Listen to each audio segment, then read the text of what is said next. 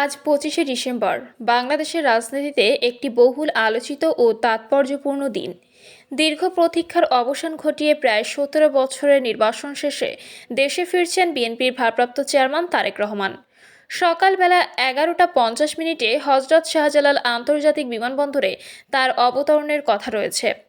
গতকাল লন্ডনের হিথ্রো বিমানবন্দর থেকে বাংলাদেশ বিমানের একটি নিয়মিত ফ্লাইটে ঢাকার উদ্দেশ্যে রওনা হন তারেক রহমান। তার সঙ্গে রয়েছেন স্ত্রী জুবাইদা রহমান ও কন্যা জাইমা রহমান। এই যাত্রার মধ্য দিয়ে শেষ হচ্ছে দীর্ঘ প্রবাস জীবনের এক অধ্যায়। ২০০৮ সালে ১১ সেপ্টেম্বর পরিবারের সঙ্গে লন্ডনে যান তারেক রহমান। তখন তিনি নিজের বিএনপির জ্যেষ্ঠ যুগ্ম মহাসচিব। সময়ের ব্যবধানে আজ তিনি দলের ভারপ্রাপ্ত চেয়ারম্যান এবং কার্যত বিএনপি নেতৃত্বের কেন্দ্রবিন্দুতে অবস্থান করছেন। মায়ের অসুস্থতার কারণে দীর্ঘদিন ধরে দল পরিচালনার ভার তার কাঁধেই। বর্তমানে বিএনপি চেয়ারপারসন খালেদা জিয়া রাজধানীর একটি বেসরকারি হাসপাতালে চিকিৎসাধীন। দেশে ফিরে প্রথম দিনই মায়ের সঙ্গে সাক্ষাৎ করার কথা রয়েছে তারেক রহমানের। রাজনৈতিক দায়িত্ব আর ব্যক্তিগত আবেগ, দুই বাস্তবতা যেন একই দিনে মিলছে তার জীবনে।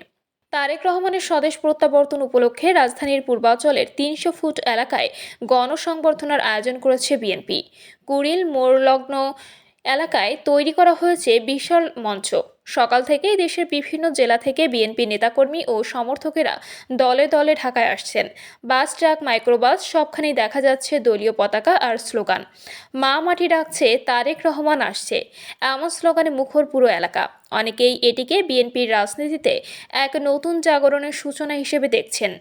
দলীয় সূত্র জানায়, বিমানবন্দরে দলের স্থায়ী কমিটির সদস্যরা তাকে অভ্যর্থনা জানাবেন। এরপর সরাসরি তিনি সংবর্ধনা সমাবেশে যোগ দেবেন, যেখানে সংক্ষিপ্ত বক্তব্য দেবেন তারেক রহমান নিজেই। সমাবেশ শেষে তিনি যাবেন এভারকেয়ার হাসপাতালে মায়ের শয্যা পাশে।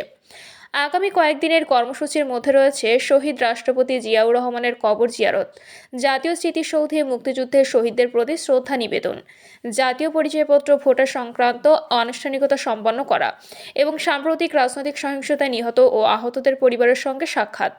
এই প্রত্যাবর্তন ঘটছে এমন এক সময়ে যখন দেশের রাজনীতিতে নতুন মেরুকরণ স্পষ্ট।